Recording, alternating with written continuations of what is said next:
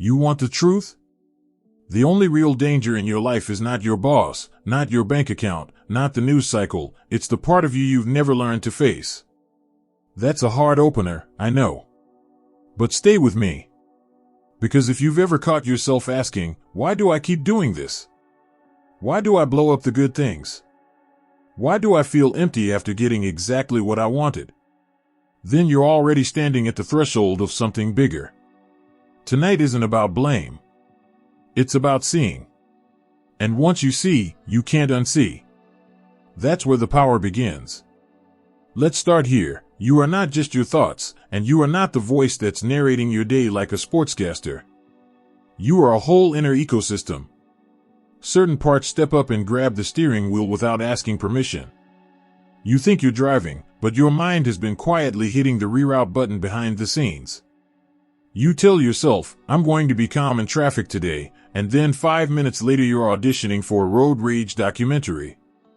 You promise you'll stop late night scrolling and then wake up at 2 a.m. with a cart full of stuff you didn't need and a credit card whispering, we'll talk about this tomorrow. Recognize that? That's not you being weak. That's you not knowing the machinery under the hood. Enter Carl Jung, not as a celebrity psychologist or a textbook name, but as a mapmaker of the human soul. He's not here to sell you a hack or a slogan. He's the guy who walked into the basement of the mind with a flashlight and refused to look away. And the point tonight is not to worship the map, it's to find your way home. We're not doing biography. We're doing a mirror. I want you to feel the moment where something clicks and you say, oh, that's what's been running my life. Have you noticed how you repeat the same fight with different people, same script, new cast? 1 year it's your partner. The next it's your manager. Different city, same ending. You tell yourself it's timing, chemistry, luck. But what if it's a pattern older than your job, older than your marriage, older than your childhood? What if there are forces inside you that don't care how many productivity apps you buy because they predate your to-do list by a few thousand years? That sounds dramatic until you watch your own day. You wake up with great intentions. By lunch, you're impressing people you don't respect. By dinner, you're saying yes to an obligation you resent. By midnight, you're self-soothing with whatever takes the edge off: sugar, screens, shopping, scrolling, a glass that quietly becomes two. You're not terrible. You're just untrained in your own inner terrain. Think of it like this: you're walking across a minefield wearing a blindfold. You can be the kindest person in that field. You can be the smartest, the most spiritual, the most disciplined. If you don't know where the mines are, you step on them anyway. The explosions show up as blow-ups at home, as that email you wish you could unsend, as the moment you promise, never again, and then, again. And if you're like most people, you call it fate. You say, this always happens to me. But it's not fate. It's the consequence of not knowing what's driving. So why Jung? Because he offers a language for the parts you felt but couldn't name. He says, there are patterns, old, deep, powerful, that live beneath your day-to-day personality. When you don't know them, they possess you. When you recognize them, you get your life back. This is not theory for grad school seminars. This is Tuesday afternoon when the Slack pings won't stop and your kids' practice overlaps with your deadline and the person you love asks, are you even here? And your body answers before your mouth does. Jung says, your symptoms are messages. Anxiety isn't random. Numbness isn't neutral. Tantrums aren't just a bad day. They're your psyche burning the red bulb on the dashboard saying, pull over. Pop the hood. And yes, I hear you. Okay, but how does this help me pay the mortgage, manage my team, be a better parent, stop blowing up decent relationships? Here's the promise. When you understand the forces operating inside you, you stop fighting shadows outside you. You stop negotiating with your stress like it's a hostile coworker. You stop outsourcing your peace to your calendar. You build a kind of inner traction, a grip on the road, so even when the weather gets rough, you don't slide off into the ditch. Let me make it painfully practical. Think about the last time you overreacted. Not a little irritated, overreacted. Your partner forgot something small. Your colleague gave you feedback. Your kid spilled milk. But the reaction inside you was like someone pulled a fire alarm. Where did that come from? If the size of the reaction doesn't match the size of the trigger, you've hit a tripwire from the basement. That's the stuff Jung invites you to explore, not to shame it, but to integrate it. Because unclaimed energy runs the show from the dark. Claimed energy becomes power. And if you're still skeptical, good. Healthy skepticism is a sign that you're awake. I'm not asking you to take this on faith. I'm asking you to run an experiment in your own life. This week, watch the moments you say, "I don't know what came over me." Watch the places you fake a smile while your jaw tightens. Watch the temptation to buy approval at the price of your integrity. Notice how quickly you reach for distraction the second silence gets heavy. Don't fix it. Just see it. That's the first win. Awareness breaks the spell. Here's the challenge I'll leave you with as we move forward. Imagine your life 5 years from now if nothing inside you changes. Same triggers. Same blind spots. Same minds underfoot. Does that picture make you proud or tired? Now imagine the same life if you gained even 10% more awareness of what drives you. 10% more honesty. 10% more courage to tell the truth kindly. 10% more time in the pocket between impulse and action. That gap, the space where you can choose, is everything. That's where freedom lives. So tonight, we begin. No shame. No performance. Just a clear-eyed look in the mirror. You are not broken, you are patterned. And patterns can be learned, unlearned, and rewritten. Jung is not here to hand you a label. He's here to hand you a flashlight. In the next part, we're going to step off the island of your everyday mind and look at the ocean underneath it, the shared currents, the old stories, the scripts that shape all of us. And once you see those currents, you'll understand why your life has felt like déjà vu, and how to pilot through it with your hands firmly back on the wheel. Picture your mind as a small island. On that island you've built houses out of your memories, planted trees with your childhood stories, and paved roads with your culture, your habits, your education. That's the part of yourself you know, the surface. But Carl Jung said there's more. Beneath that little island lies an ocean, dark and endless, and it's the same ocean under everyone else's island too. He called it the collective unconscious. And here's the unsettling part, that ocean is shaping your life whether you admit it or not. Think about this. Ever wonder why the story of Star Wars feels almost identical to the myths of ancient Greece? Why superhero movies, Hallmark romances, even sports comeback stories all seem to follow the same arc? It's not lazy writing. It's not coincidence. It's the same script resurfacing again and again in every culture and every age. Jung said those scripts are archetypes, universal patterns buried so deep in us that we can't escape them. They live in the collective unconscious, and they whisper into our choices, our fears, our relationships. Archetypes are not abstract theories, they're living forces. They're the invisible characters in the theater of your life. There's the hero, who pushes you to overcome challenges and prove your worth. There's the caregiver, who sacrifices everything for others but sometimes loses themselves in the process. There's the trickster, who stirs chaos when life gets too rigid. And then, of course, there's the shadow, the part you'll hear more about soon, the dark mirror you try not to face. These are not ideas you can just decide to ignore. They are hardwired scripts, as old as humanity itself, still running in the background of your daily choices. You've probably felt it without having a name for it. You're at work, trying to be rational, and suddenly you react like a wounded teenager. You're in a relationship, promising yourself this time will be different, but somehow you replay the same argument you swore you'd never repeat. Or maybe you're drawn to people, movies, even songs that tell the same story over and over. Why do underdog victories make your heart race? Why do you cry when the prodigal son comes home, even if you don't believe in the Bible? Why does the image of a monster lurking in the dark make your pulse spike even though you know it's just Netflix? That's not random. That's the archetypal script inside you, inside all of us, pulling strings. And here's where it gets practical. Ignoring the collective unconscious is like ignoring gravity. You don't have to believe in it for it to slam you into the ground. You can call your repeated patterns bad luck or fate, but until you recognize that you're being swept along by ancient currents, you'll just keep reliving the same stories. You'll marry the same personality type in a different body. You'll sabotage opportunities the second success feels too close. You'll find yourself standing in the same emotional storms, wondering why lightning always finds you.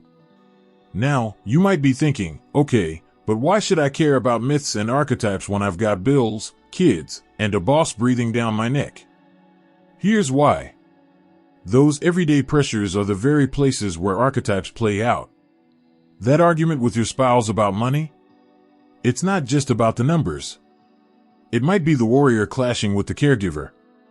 That restlessness you feel scrolling LinkedIn, jealous of other people's promotions? That's the hero archetype inside you screaming for a challenge you keep postponing. That gnawing fear of being left out, overlooked, abandoned? That's not just insecurity. That's humanity's oldest wound, the fear of exile, surfacing again in you. What's powerful is that once you recognize the pattern, you can stop being the puppet. You can say, wait a second. I'm not just upset with my kid's soccer coach. I'm reenacting an old authority conflict that's bigger than this Saturday game.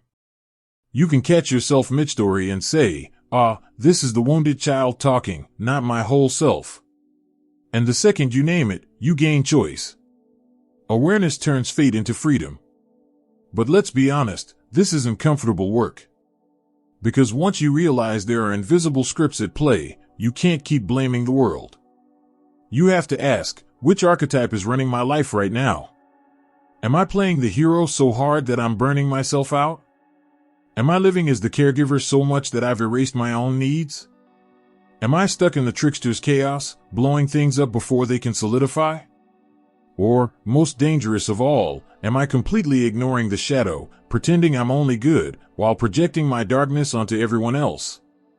Jung's point wasn't to scare you. It was to give you a map.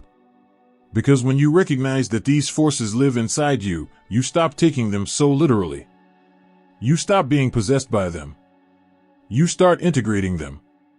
You realize you're not the hero all the time, nor the villain, nor the victim. You're a whole cast of characters, and your task is to direct the play instead of letting it direct you. So let me ask you, which story keeps repeating in your life? Which archetype do you feel most controlled by? Which movie are you tired of watching over and over with the same ending? Because the moment you identify it, you've already cracked open the door to change. The unconscious hates to be seen. The second you shine a light, the spell begins to break.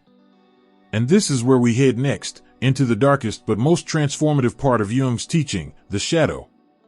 Because it's one thing to recognize that your life follows old scripts. It's another to look into the basement and meet the parts of yourself you've rejected, the raw emotions you've buried, the traits you can't stand in others because they're secretly your own. The shadow isn't just a theory, it's your life on repeat until you're brave enough to face it.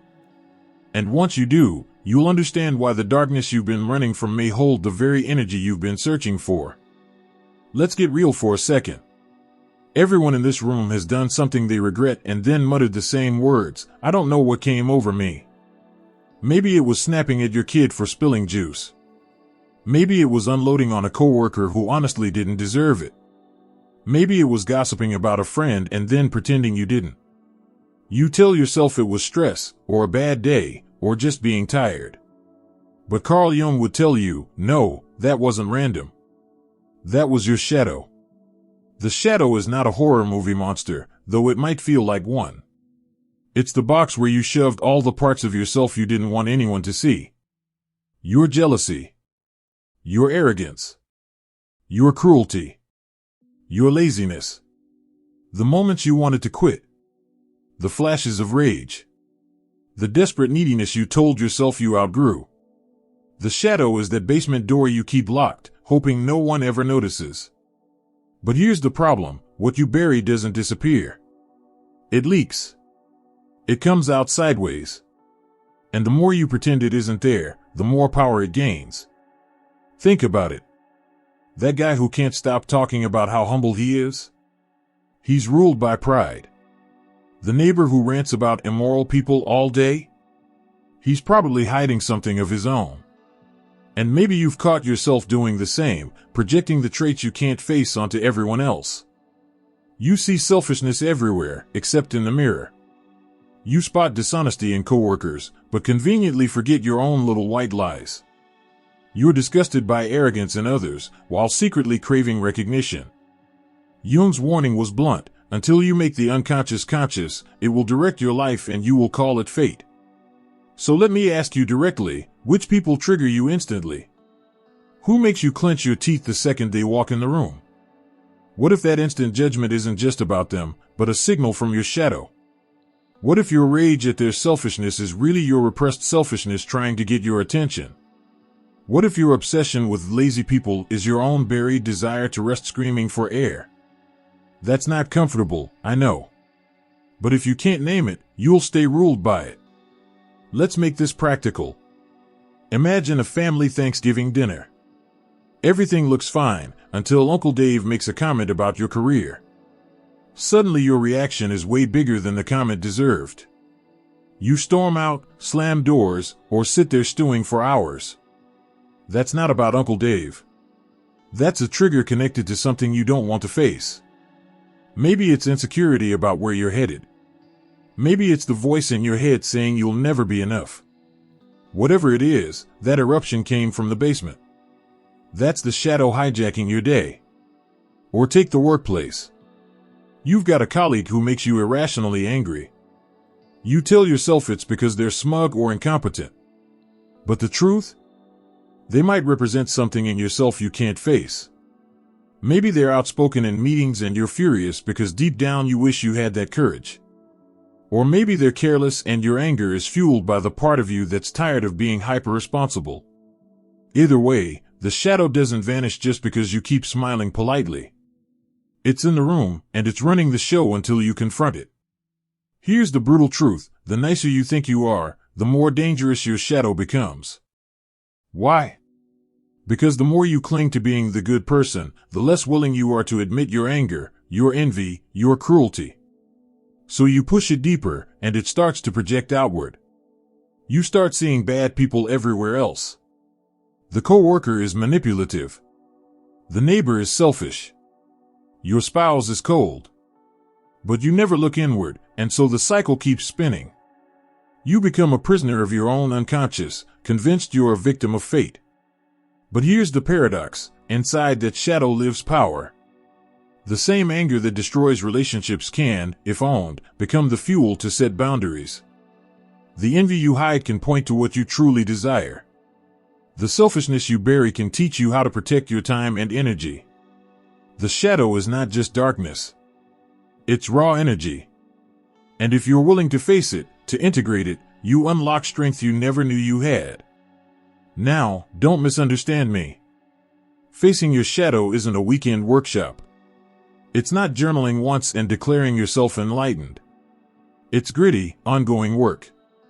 It looks like catching yourself in the middle of an outburst and asking, "What's this really about?" It looks like admitting, "Yes, I want recognition. Yes, I feel jealous. Yes, I'm afraid."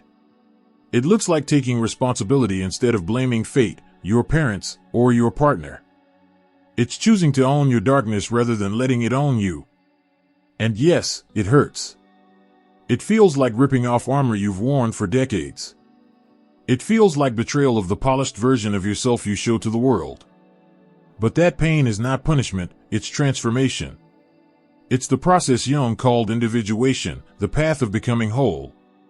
And wholeness means embracing every side of you, not just the shiny parts you post online. So here's my challenge: where in your life are you pretending? Where are you smiling while seething inside? Where do you feel an overreaction you can't explain? That's your shadow tapping on the door. Stop running. Stop ignoring. Turn the handle. Because the second you shine a light into that basement, the monsters shrink.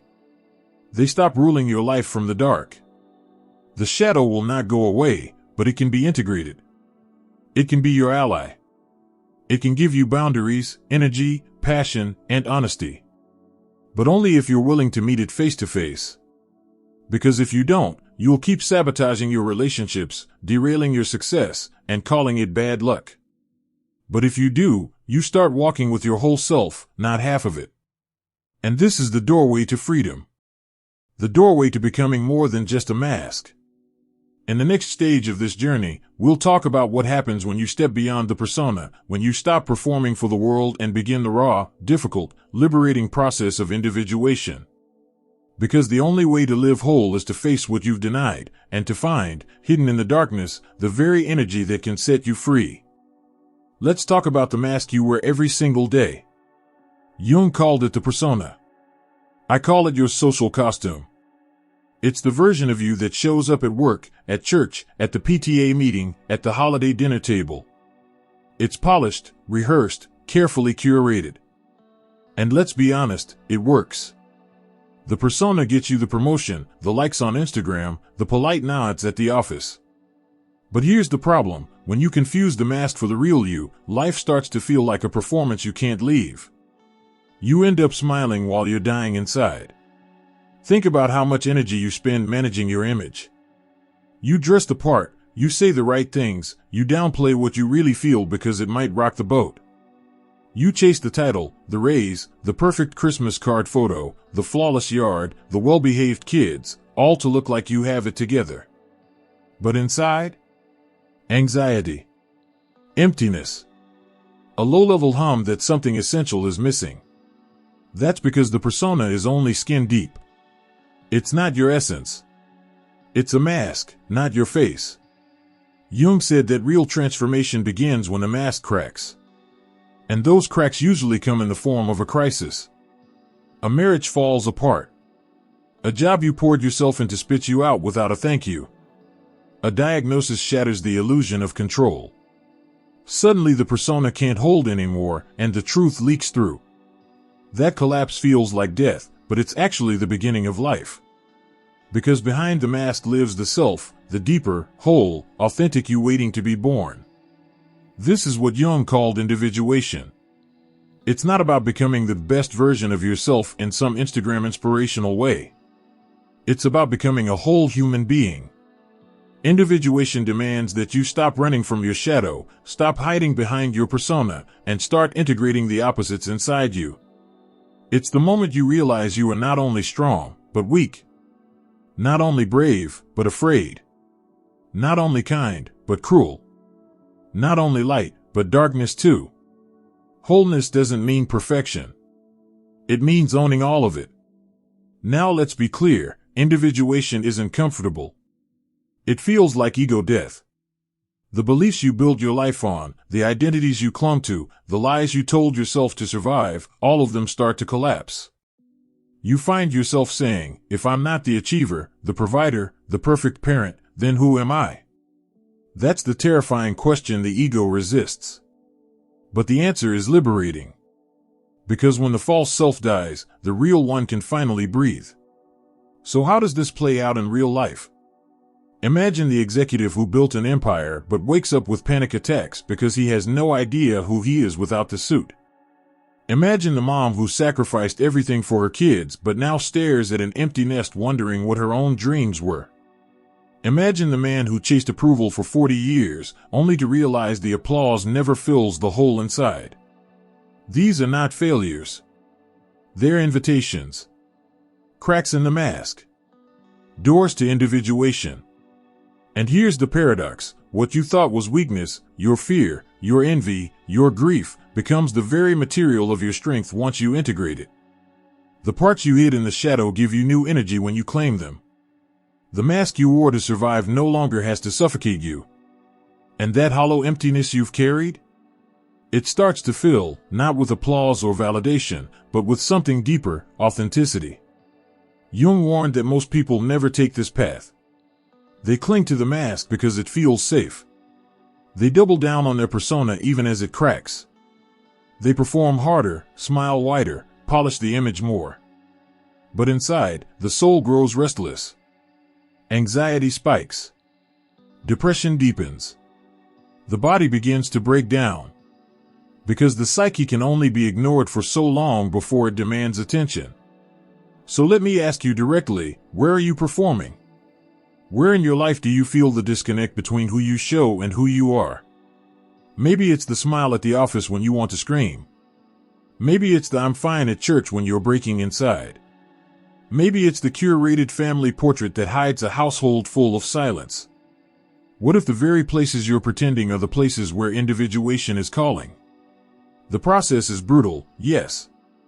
But it's also the only way to freedom.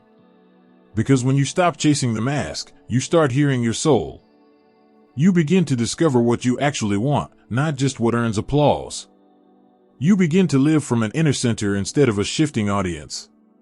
And you begin to see that the goal of life is not to be good, not to be successful, not to be perfect. The goal is to be whole.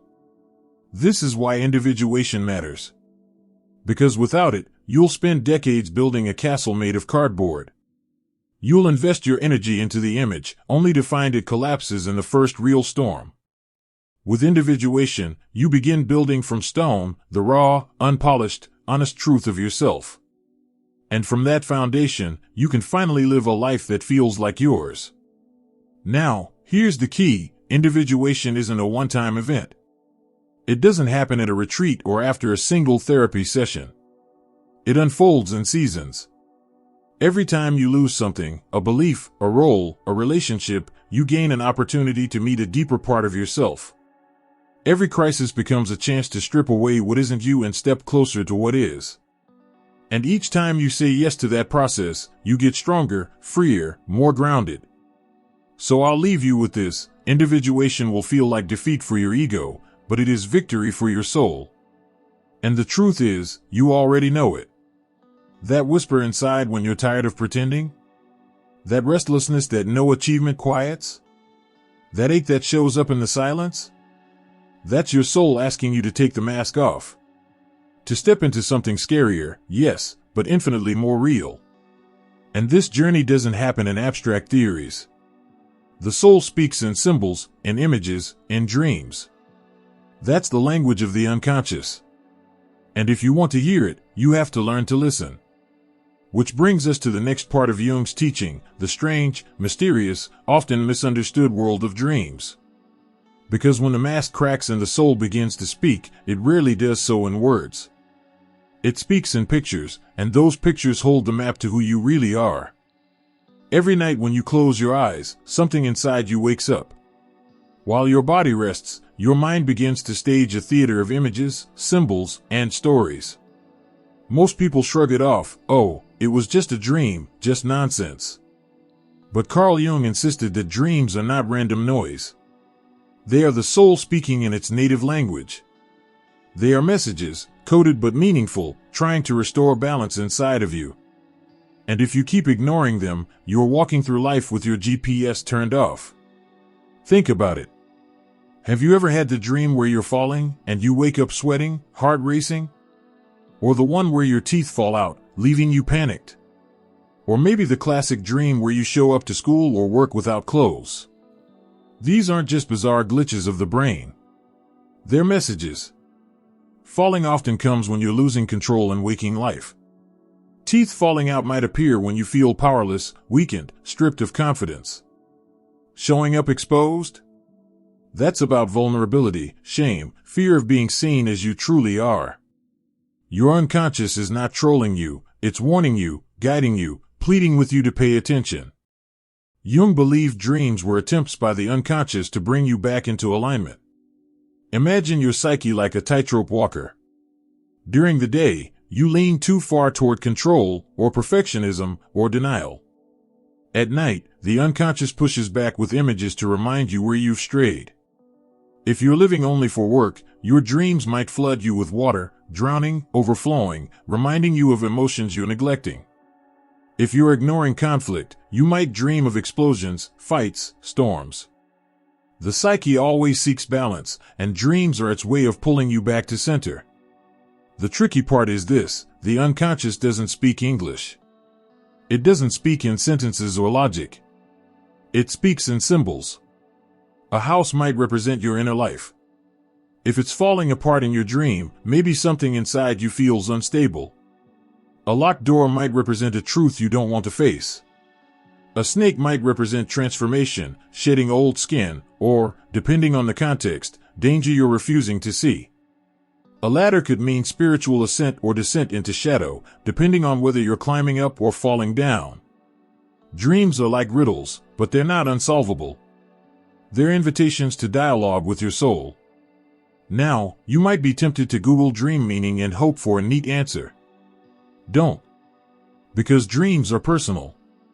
A dog in my dream might mean loyalty and comfort. In yours, it could mean fear and trauma. Archetypal symbols are shared, yes, but the context of your life is the key.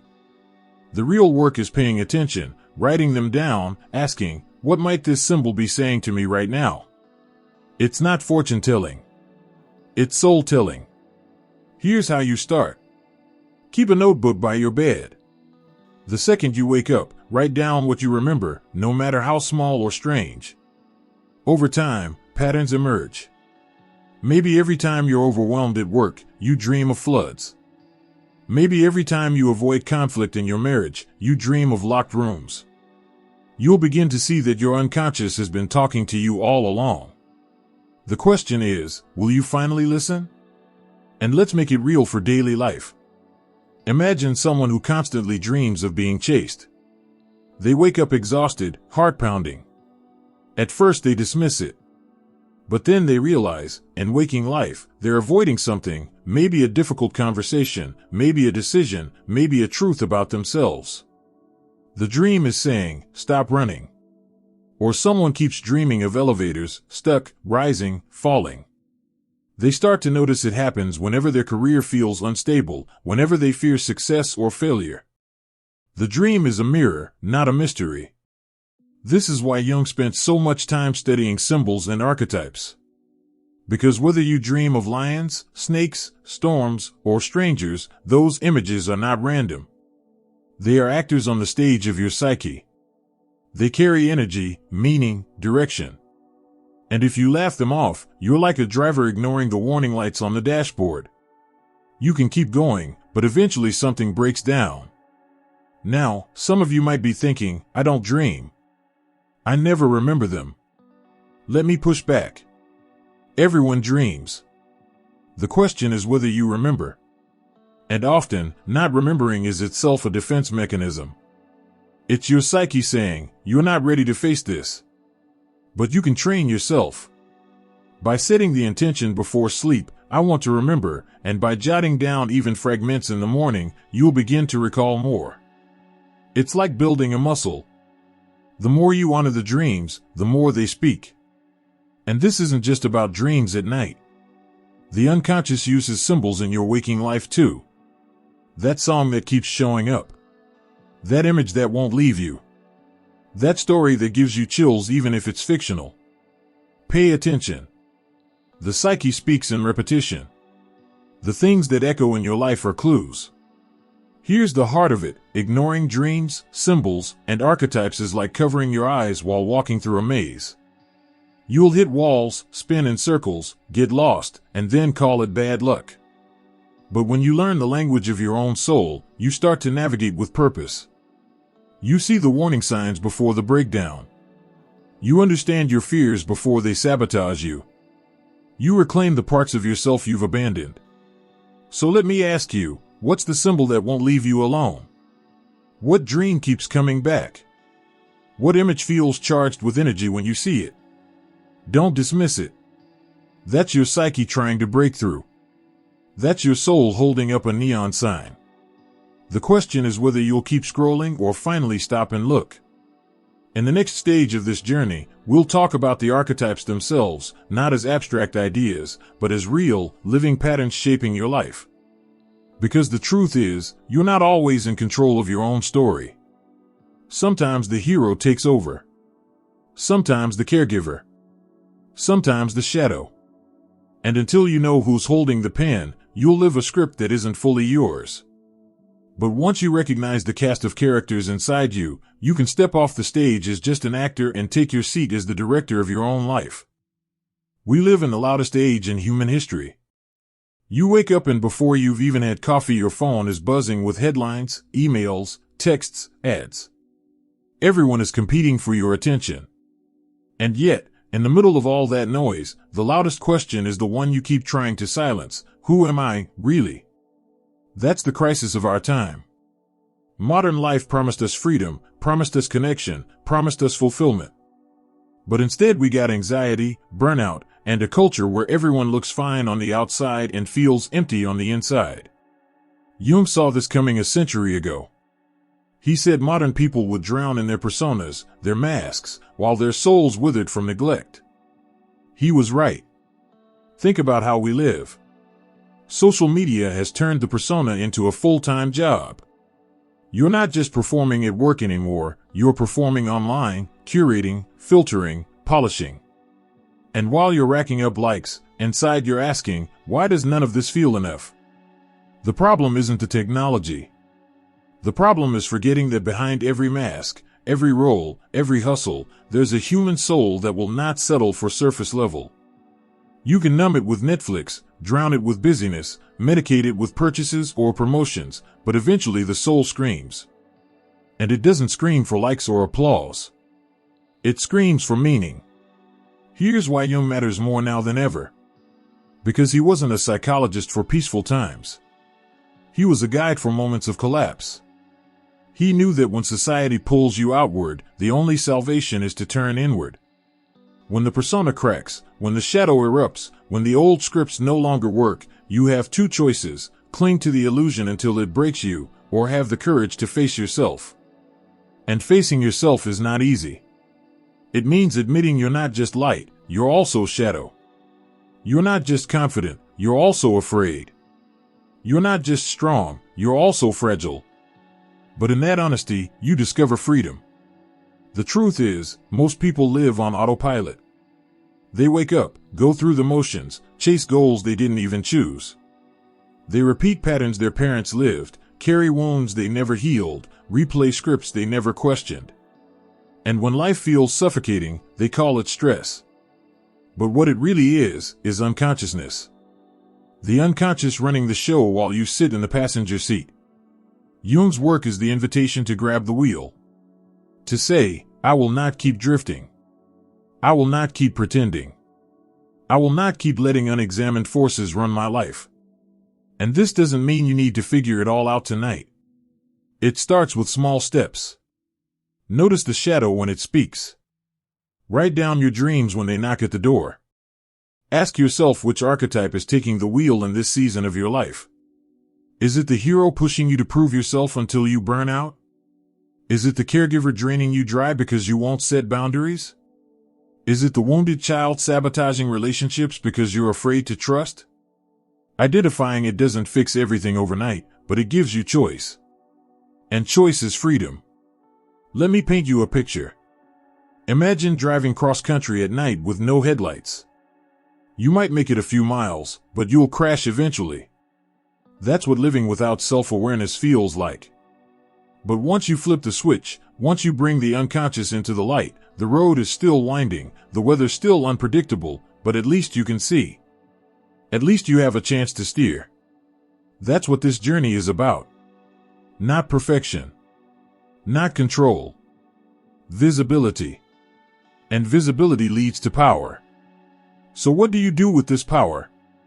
You use it to make small, courageous choices.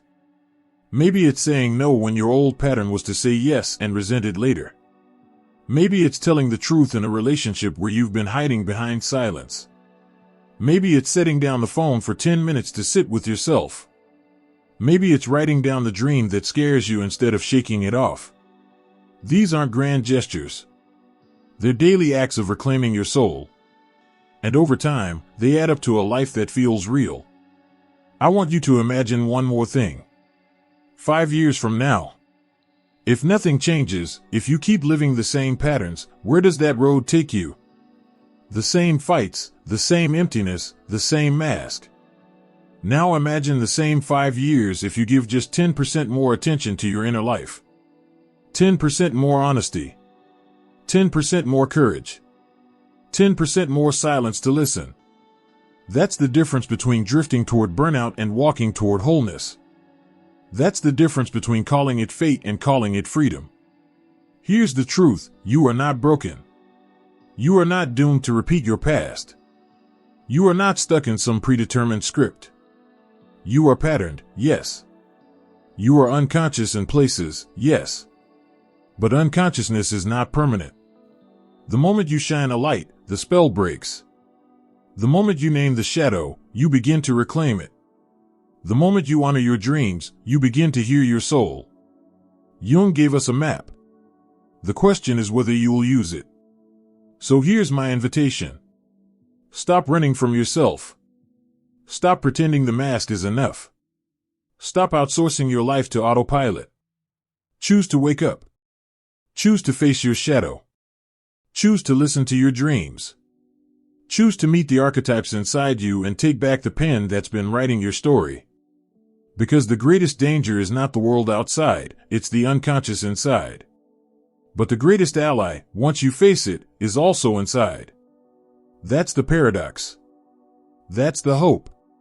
As you leave tonight, carry this with you: you are not here by accident. Nothing in the unconscious is accidental. The very fact that you're hearing this message now means something in you is ready. Ready to stop drifting. Ready to stop pretending. Ready to step into the work of becoming whole. And no, it won't be easy. But it will be worth it. Because when you do, you won't just survive the noise of modern life, you will rise above it with clarity, courage, and a soul that finally feels like it belongs to you. Thank you for staying with me until the end of this journey. I know your time is valuable. If this message spoke to you, if it gave you even one moment of clarity or peace, I'd be grateful if you'd let me know. A simple like, a comment with your thoughts, or subscribing to the channel helps this community grow, and it helps more people who might need these words to find them. Share your reflections below. I do read them. I'll see you in the next chapter. Until then, take care of your peace.